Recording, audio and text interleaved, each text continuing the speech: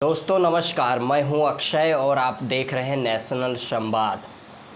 बीते दिनों 2 अक्टूबर को देवरिया में दो परिवारों के बीच ज़मीनी विवाद ने दो परिवारों की खुशियां छीन ली। प्रेम यादव की हत्या कर दी गई। धारदार हथियार से सत्यप्रकाश दुबे के परिवार वालों ने प्रेम यादव की हत्या कर दी। उसके बाद दूसरा पक्ष प्रेम यादव का जो परिवार था या उसके समर्थक थे, उन लोगों में आक्रोश दिखता है और आक्रोशित होकर सत्यप्रकाश के परिवार में 5 लोगों की हत्या कर दी जाती है। मैं ये नहीं कहता हूँ कि प्रतिकार में हत्या कर देनी चाहिए, उसके लिए कानून है, न्यायालय है, संविधान है और न्याय पर, न्यायालयों पर भरोसा रखना चाहिए और न्याय की उम्मीद रखना चाहिए। लेकिन जिस तरीके से देवरिया हत्याकांड में राजनीति की जा रही है और एक तरफा कार्रवाई किया जा रहा है, ये कहीं ना कहीं उत्तर प्रदेश के मुखिया की जातिवादी मानसिकता स्पष्ट जाहिर हो रही है, मनुवादी मानसिकता स्पष्ट जाहिर हो रही है। वो तमाम पुष्पेंद्र यादव हों, ब्रिजपाल मौर्य हों या हेमंत यादव हो, जिस तरीके से तमाम उन पिछड़ों की हत्याएं लगातार हो रही है, फर्जी इनकाउंटर हो रहे हैं प्रदेश भर में, और दो पक्षों के बीच में जो विवाद हुआ, दोनों पक्षों के साथ न्याय होनी चाहिए।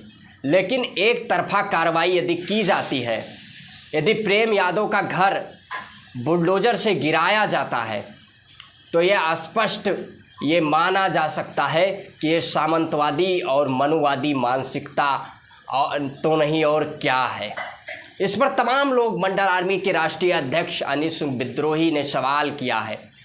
और जिस तरीके से केवल प्रेम यादव के घर को बुलडोजर से गिरा देना कहाँ का न्याय है, एक पक्षीय कार्रवाई की जा रही है। ये साफ स्पष्ट हम लोग समझ सकते हैं कि जिस तरीके से उत्तर प्रदेश में तमाम पिछड़ों की हत्याएं हो रही हैं, पिछड़े समाज की फर्जी इनकाउंटर किए जा रहे हैं, जिस तरीके से उनके साथ अन्याय किया जा रहा है, ये वही लोग हैं जो आदिवासियों से घर का कागज़ मांगकर और उनका घर गिराने का कार्य किया जा रहा था। ये वही लोग हैं। आप बताइए, जो गांव में आबादी है, गांव में घर बने हैं, क्या उसका कागज़ होता है? वो ग्राम समाज की ज़मीनें होती हैं, सभी के घर उसी पर बने होते हैं। लेकिन जिस तरीके से पक्षपात किया जा रहा है और जिस तरीके से एक तरफा कार्रवाई की जा रही है, ये स्वाभाविक है कि वो यादव जाति से आते हैं, पिछड़ी जाति से आते हैं। यादव होने के नाते जिस तरीके से उनके साथ अन्याय किया जा रहा है, ये कहीं ना कहीं यह स्पष्ट जाहिर हो रहा है। और जो देश के पत्रकारों पे सवाल उठ रहा है, रवीश कुमार हो, विशाल शर्मा हो, चाहे अजीत अंजुम हो, सभी लोगों पर सवाल उठ रहा है, इनकी निष्पक्षता पर प्रश्न चिन्ह लग रहा है।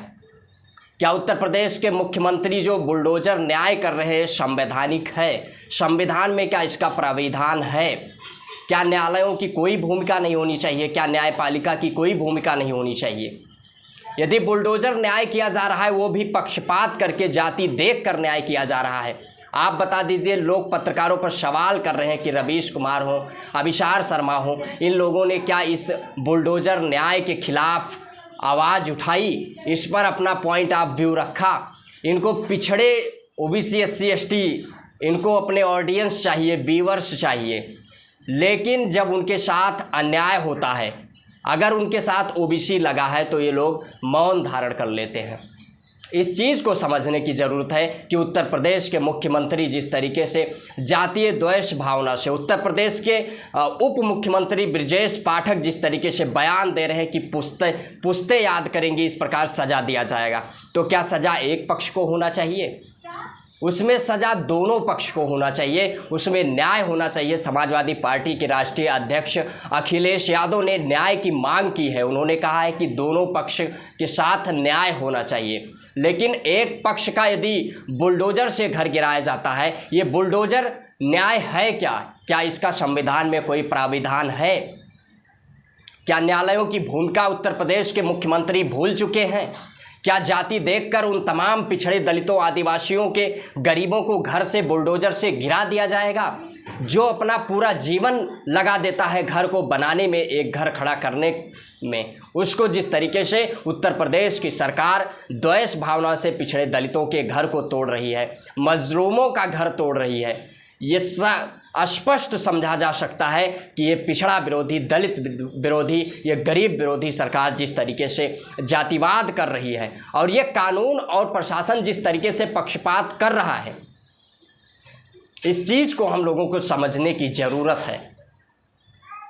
इस विषय पर आप सभी लोगों की क्या प्रतिक्रिया है? आप अपनी प्रतिक्रिया कमेंट बॉक्स के माध्यम से अवश्य दें। यदि वीडियो को यूट्यूब पर देख रहे हैं तो चैनल को सब्सक्राइब करें, वीडियो को फेसबुक पेज पर देख रहे हैं तो पेज को फॉलो करें। जय हिंद, जय भारत।